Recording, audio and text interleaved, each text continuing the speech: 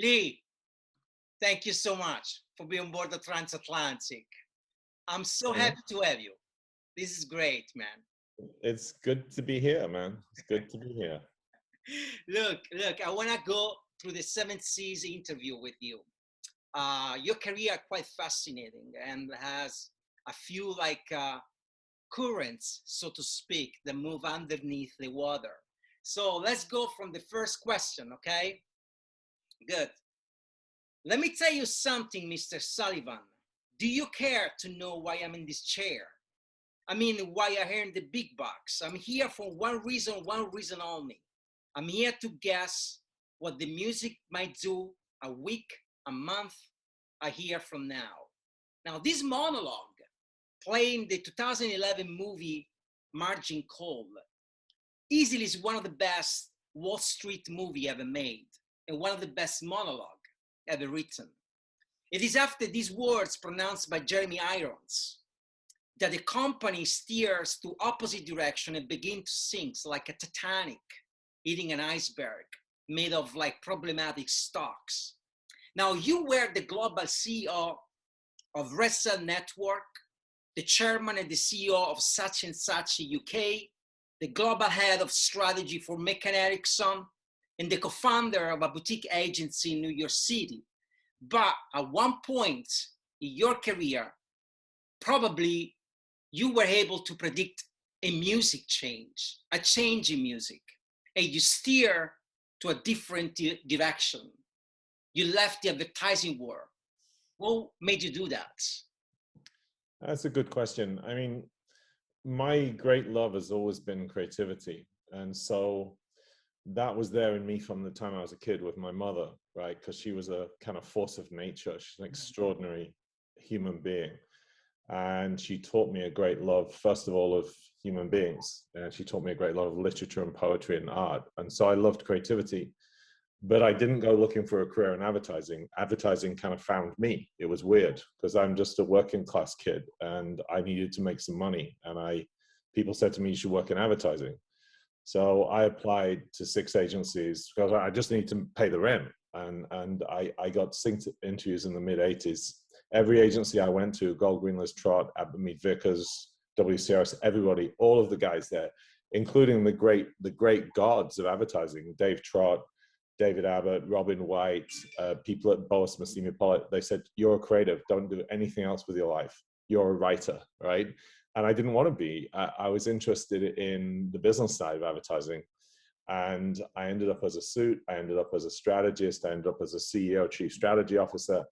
I never identified a creativity as something that was departmentalized or owned by a particular cadre of people. And so really, I got a job in advertising because somehow or other, it was just kind of historically meant to be, but I wasn't driven by a purpose to it. When I got inside, I loved it. And I left when I stopped loving it. And it took me 25 years. And the thing that kind of drove me towards it from a DNA point of view, when I met advertising, it was creativity and meeting and working with the most astonishing people for a long time and being given opportunities way beyond my talent to a certain extent by a lot of smart people. But the joy had kind of gone out of it for me. And so after 25 years, it was ironic, I left the business 25 years to the day after I started. It was this huge block of my life. I know I left the business physically, advertising's never left me because once you've got it in your bones, you can't get rid of it. But I wasn't able to feel happy in the business anymore. And I knew that I wanted to create new things. And I didn't feel I could do that in the industry. So I kind of decided I had to leave because I was unhappy in the business. And you know, when I was a kid, I was a window cleaner. I was a bricklayer. I worked on building sites. I fucking was a barman. I ran a restaurant.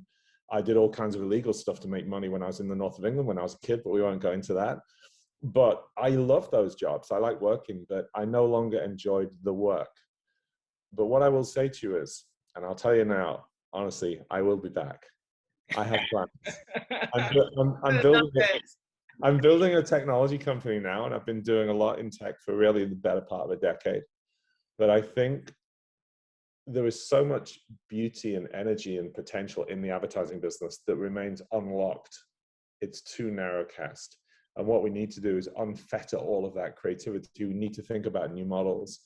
And whether it's advertising, whether it's taking the skills of the advertising business and advertising people, I think there's a better idea waiting to be born.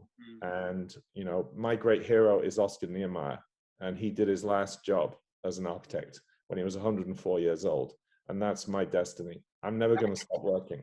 What a great answer, man. Like, you know, your upbringing and like mine actually are different, like, you know, similarly, like they are very like alike, because my mom also like raised me with like poetry and literature to a point that like to these days I probably believe that's like it was a good thing, but back then it was like a very off thing to do to a kid of my age. Like, you know, like remember like at the age of 8 or 9, she used to read me like Marcel Proust or like, you know, things that were really sad. Then like back then, like, you know, I didn't realize, but now I do appreciate like to have this kind of like, you know, I will call it like venom in my vein because it's a venom that is injected in you and never leave. Yeah. But you know, it's like another thing that you say when you say I'll be back, it made me think of something I read a while ago. Someone asked like Jerry Seinfeld, like, why did you choose to end the show, the Jerry Seinfeld? And he always say, his answer was like, you know, I always make sure that like when I feel that a chapter is closing and another chapter is about to start, I make sure that I don't dry out the tank completely because you never know. You never know what's going to happen. And so you just say that. You say to me, I'll be back because your tank hasn't been dry out completely. There is still that kind of love and passion for advertising, and it's coming back. I love to hear those words. Sometimes like it's really interesting how answers I get from my guest make like full circle of about like what I read or what I experience like during the day, kind of like serendipitous. Anyway, second question. What Lenny Bruce did with comedy, Bob Dylan did with song, and Marlon Brando did with acting. They rewrote the rules of the game. These are the people who come and they are permanent before and after. They change the waters. They come up with different routes, different way of sailing. You were inspired greatly by a dear friend of yours, which I admire infinitely. And I'm sure I'm not the only one. And this person was Sir Ken Robinson, a brilliant mind who rewrote the rules of education. What was the single best lesson you learned from him? Ken and I were friends for over 20 years. So I met him in 1999, and then he spoke for me at a conference in Berlin in 2000. And I put on a conference in the Tempelhof aircraft hangar, right? And we turned it into an 80,000 square foot aircraft hangar. We turned it into a garden over a week. We literally made it into a garden, and we did this crazy event. And Ken came to speak to me for me at that event. And he was the only other person apart from my mother who spoke about creativity in a way that I understood it. So like you said about something being venom. And Ken was able to speak about this life force, this potential, this magic that exists within every single child that is born in the world that should be released and should be nurtured and protected so children can fulfill themselves and fulfill their destiny as unique individuals. And he stated that message to the world with such humor and such humility and such kindness. And I think if I learned anything from Ken as a friend, and then he sat on my board for the last year and a half of his life, it was elegance. He just had a kindness and a gentility and a brilliance. And people often weaponize their gifts. You know, they try and compete, they try and win. And there was nothing about Ken like that. He was just this remarkably beautiful and elegant human being who exuded kindness and brilliance. And he was always unflustered, and he was such a gentle person and such a visionary person. And those two things don't often go together. You don't get greatness and humility a lot of the time. And he had that, and he gave himself to the world as a gift with such elegance and not sophistication, it's the wrong word, with such compassion. And that's what I learned from him. He was a really beautiful person. You say something that's so interesting. You say that people often weaponize their gift. Yeah. And something that I never really thought about it. I mean, when I came to the US, one thing I had to deal with, there was like, I had to face competitiveness. I was very ambitious. I'm still very ambitious, but I was raised in Europe, and to be competitive in Europe is a totally different thing than to be competitive in America, in the industry of advertising. You're not raised with the kind of like mark between winner and losers. So it was a very foreign feeling, emotion that I had to deal with. And now that you say a lot of people weaponize their talents and become competitive and use it as a weapon, where very, very few people have that kind of elegance and like, discretion. I don't know how to even like define, but I think those emotions that you are articulating so well are the emotion I felt when I follow Ken Robinson TED Talk, which like, is probably the one that like got more view, and I didn't know him, but I watched the TED Talk for like multiple times, and probably I was feeling this emotion, but I could never really articulate that well. And but I felt that kind of elegance in his thinking. So, hey, man. Third question. Amphitrite was the goddess queen of the sea, wife of Poseidon, and eldest of the 15 Nereids. She was the female personification of the sea, the mother of fish, seals, and dolphins. Once she returned, becoming Poseidon's wife, he rewarded the dolphin by making a constellation. She was a source of inspiration for all the marine life.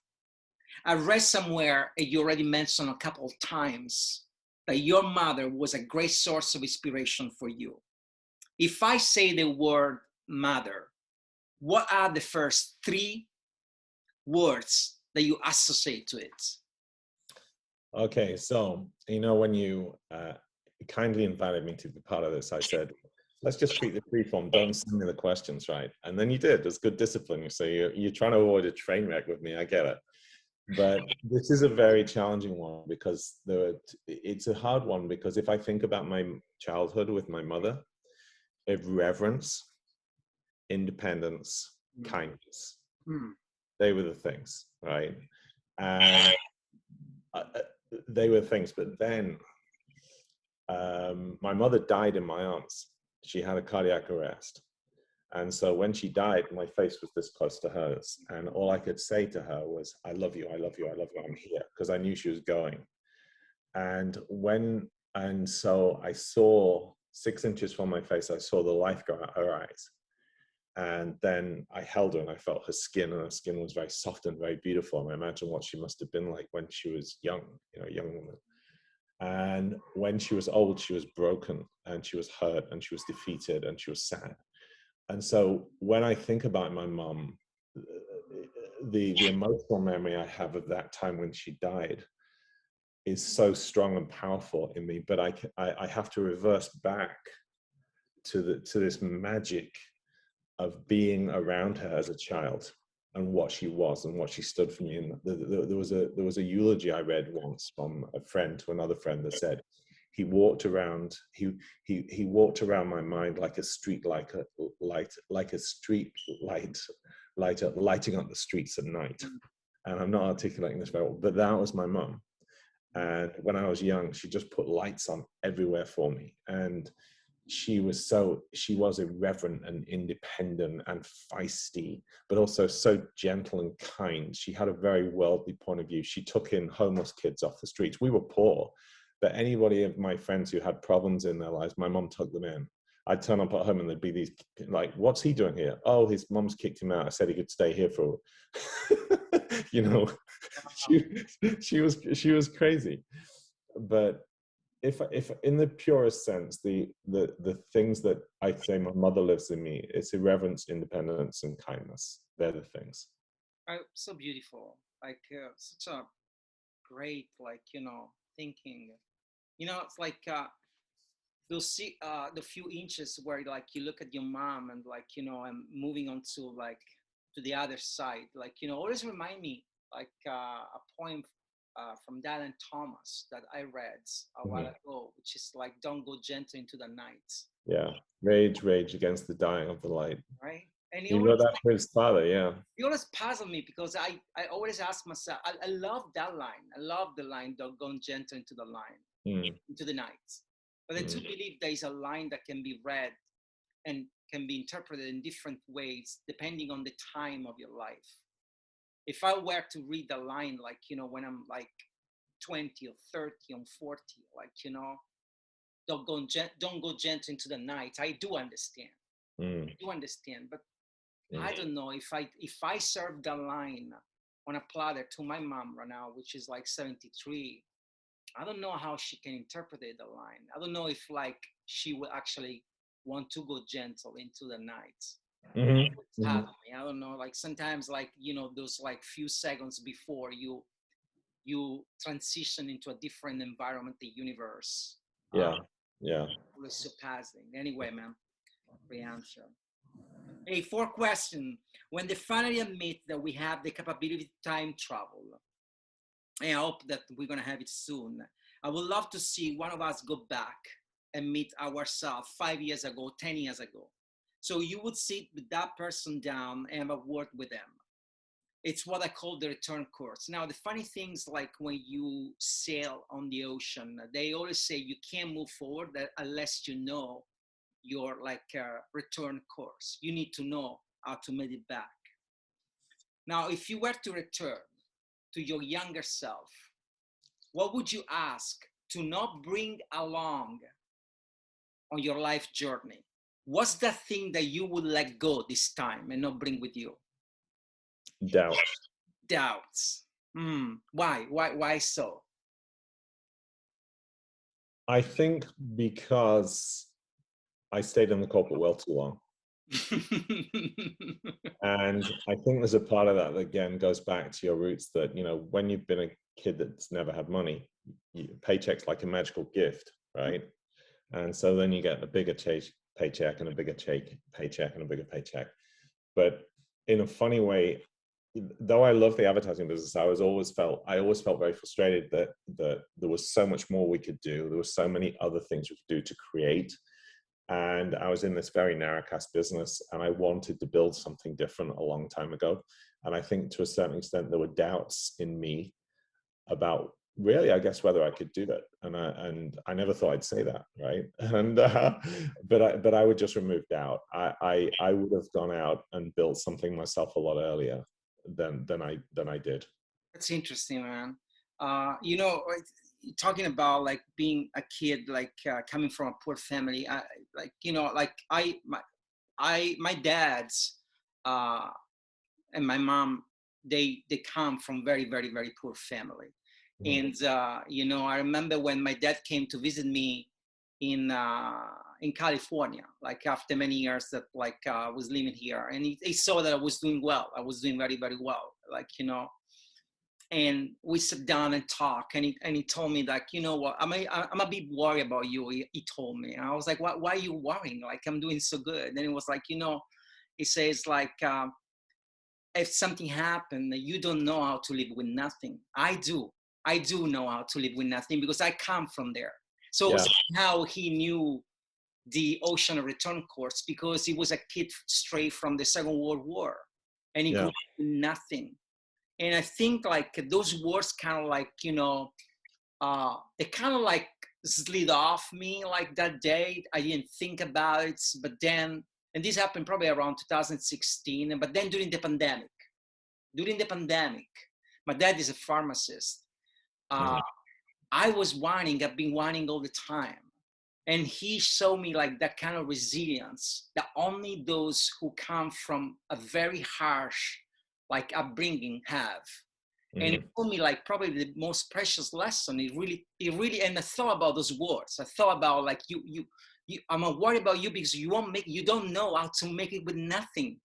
And it was so true, you know. It's like I think sometimes like the return course is not just something that apply to your journey, but apply to everything in life, you know. Yeah, no, listen, I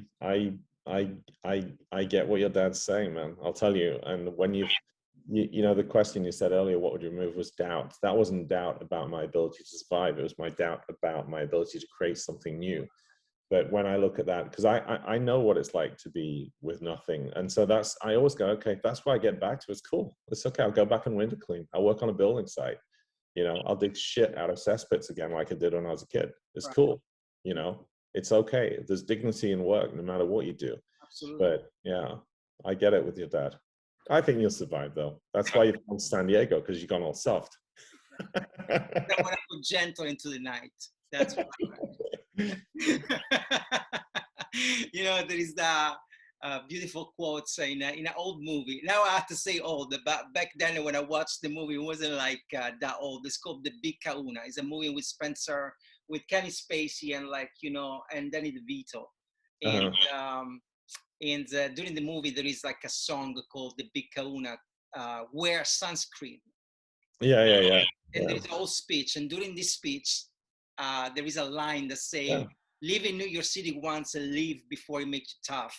Live in California once and leave before it makes you soft. So I did both, but I never left California. Okay, so black holes don't only exist in the cold distance of deep space. They also exist right here on Earth, swirling the oceans. Now, scientists discovered that many large ocean eddy on Earth are mathematically equivalent to black holes of space, meaning nothing trapped by them can escape. At transatlantic, we believe that everyone is an ocean. So consequentially, I had to believe that there are some black holes in you somewhere deep down. What's your black hole and what is it trapped in there?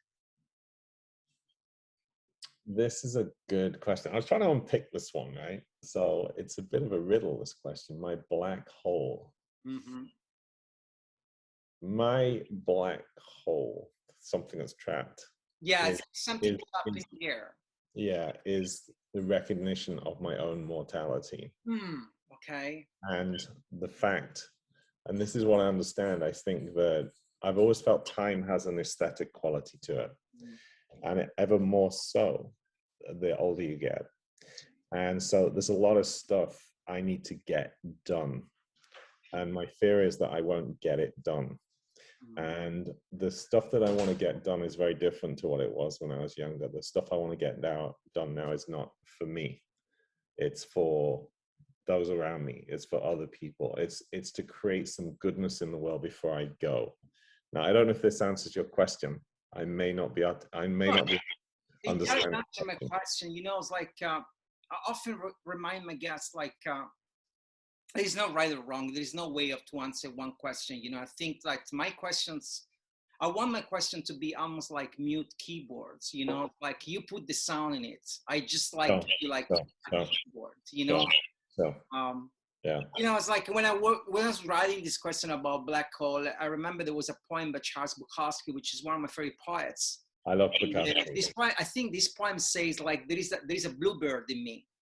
And right. So I think that's the black hole, you know what I mean? Sometimes like in his case, like gentleness or gentility, which there. You know, like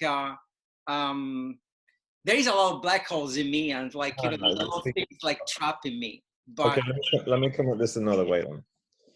So the black hole that exists in me is the kind of sense of the sheer force of being alive and creativity and expressing that fully and allowing that to explode. So it's like I said to you, ironically, when I went into the ad business when I was a kid and everyone said, you should be a writer, like Dave Trott said to me, you should be a fucking creative, mate. You're a fucking creative. Robin White was on the other side at White Cons. He said, darling, you should be a writer, you know, because one of them was Posh and the other one was Dave Trott, right? But I always felt that if I had to do that one thing, that would be a trap. That would be too narrow. And so, but what I find all the time is just this sense of amazing burning energy to create things. And that's why, to a certain extent, I left advertising. It's contradiction.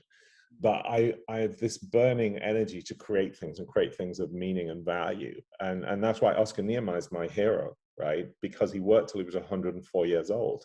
So people say about Martin Sorrell now, they say, oh, Martin Sorrell's really old. I'm like, nah, not. He's only 75, right? He's got 29 years to catch up with Oscar, right?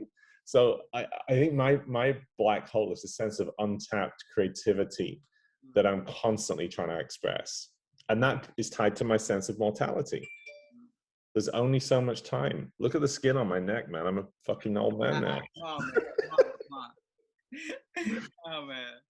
Who knows? You know, you gotta believe in reincarnation. You're gonna have like, you know, like, okay, sometimes when this happened to me, thinking about mortality and thinking about the very short time we have, I go back to Nietzsche and I start rereading the eternal recurrency, which is a concept from like Nietzsche in philosophy, but it wasn't just developed by him. And according to this concept, the conversation that you and I have been having right now, we already had multiple times in multiple settings. It's you know, so like I like to believe that, even if it sounds boring for some, you know. But if someone comes to me and say you're gonna do this life all over again forever, I'm good with it, man. Like let me know where to sign because I'm gonna do it. You know, it's like yeah. But you have to wear the same hat in every life. Absolutely. I'll do same hat, same clothes, same tattoo, same everything. I want the same hair. I'm not afraid of boredom, you know. Yeah. Like, yeah. I can make my boredom fun. Anyway, man, sixth question. What are you rebelling against, Johnny? What do you got? The discontent of an entire generation is condensed in these few lines from the movie The Wild One. Generations are oceans separated by dividers. Although their waters inevitably mix, they're not fond of merging with one another. What did you rebel against in your youth? And what are you rebelling against right now? In my youth, conformity. And that came from my mom, right? Right. There were no kind of real rules in her mind. And that's certainly boiled into me. I think what we're rebelling against now is the idea that it can't be done. And so fixing the environment can't be done. I think it can. You know, I rebel against the idea of no. Simply put, you know, I think the capacity for invention and brilliance and magic that exists within human beings, particularly in collectives, is staggering, right? But sometimes the will is not there. So that's what I rebel against now. I refuse to believe there's a challenge that we cannot meet. That's awesome. That's a great thing to rebel against. You know, about the line in the movie, I remember when I first read it, because I read the script of the movie and then like I watched the movie. It's a very old movie, like, you know. But I always thought that the line was amazing. Like, you know, when like, you know, someone asked, what do you rebel against, Johnny? Like, you know, Johnny, the character of Marlon Brando. And I think his answer, like, what you got, I found like amazing. Like, it's not like, it could have said so many different things. Just to say what you got. There's a whole story right there. Okay, man. Look, the last question is the same question for all our guests. If there was a wind that blow your sails and you had to name it, what would the name be? Right, I thought about this one. So I'll tell you what it would be. It would be called You Fucker. So, right? You Fucker, right? And I'll tell you why. Right? Love so it. basically, when that wind disappears, I would go on my deck and say, come on, you fucker, like Captain Ahab in some lunatic moment. But that goes back as well to this kind of attitude. So if there's no wind, I'd have to think about how to replace the wind with some other form of energy. And creativity and creative thinking is not easy, right? You have to have that motive force to be able to do it. But I think again, I go back. If you say, right, this is dead calm. There is no wind. How am I going to create another force of energy? And that comes from here. It comes from here. So come on, you fucker is about my internal wind, right? As much as anything. And right, that's what I'd call it. Come on, you fucker. I love it. Right? One of the best answer like ever had on this show. Like I love it. Come on, you fucker. Look, Lee, I mean, thank you so much for your time. It was a pleasure. I mean, a pleasure is understatement. It was like truly like an experience for me to cross your ocean, at least a portion of your ocean.